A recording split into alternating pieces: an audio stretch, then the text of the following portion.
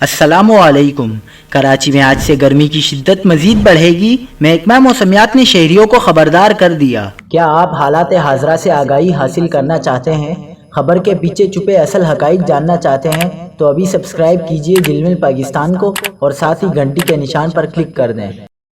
آپ کو بتاتے چلیں کہ شہر قائد میں آج سے گرمی کی شدت میں اضافے کا امکان ہے۔ چیف میٹرولوجسٹ سردار سرفراز کا کہنا ہے کہ سندھ کے مختلف حصوں میں ایک ہفتے کے لیے گرمی کی شدت میں اضافے کا امکان ہے۔ اس دوران موسم گرم اور کبھی بہت زیادہ گرم رہے گا۔